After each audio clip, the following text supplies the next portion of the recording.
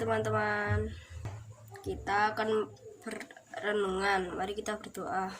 Terima kasih Tuhan Yesus karena Engkau sudah menjaga kami dari malam hingga pagi hari ini.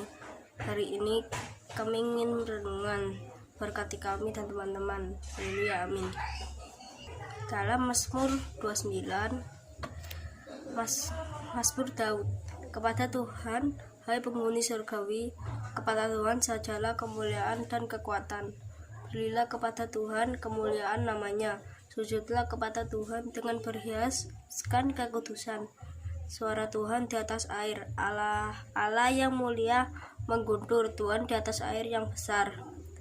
Suara Tuhan penuh kekuatan, suara Tuhan penuh semarak.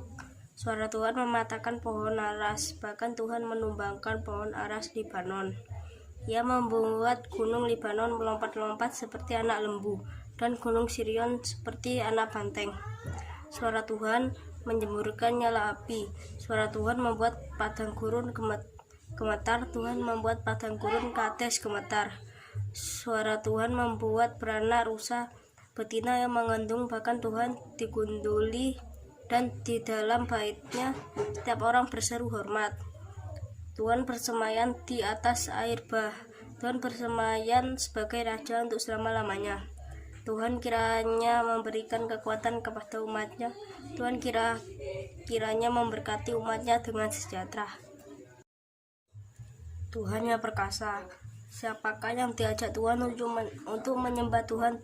Di dalam Mazmur ini, semua penghuni surga, baik malaikat di surga maupun semua manusia yang ada di bumi, mengapa Tuhan patut disembah? Karena Dia berkuasa atas segala sesuatu.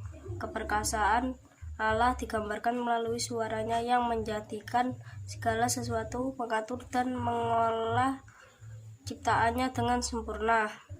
Bagi orang yang tidak mengenal Tuhan, suaranya mendatangkan kegentaran dan kengerian karena ia begitu dahsyat.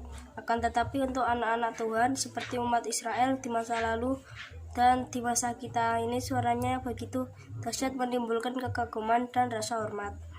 Abe dan Bea mendengarkan guru sekolah minggu. Mereka menceritakan kepahlawanan Daud. Daud seorang remaja yang terlihat biasa-biasa saja, namun bisa mengalahkan Goliat, raksasa perkasa.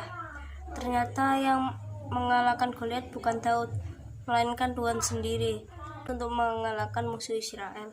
Setelah mendengarkan cerita Alkitab itu, mereka kemudian menyanyikan lagu Saya Pahlawan Kecil. Tuhan adalah Allah yang perkasa. Tidak ada yang dapat menghalau kekuatannya, karena Dia satu-satunya Allah yang perkasa, dan kehendaknya terjadi di dalam hidup kita. Bahkan kalau kita melihat di kisah Daud tadi, Daud yang sangat kecil, sangat muda dapat melawan Goliat. Secara manusia itu tidak mungkin, karena fisik Daud itu juga tidak mendukung. Tapi karena kuasa Allah, karena keperkasaan Allah, Tuhan menolong Daud untuk mengalahkan Goliat yang besar. Tidak ada yang tidak mungkin yang terjadi di dalam hidup kita.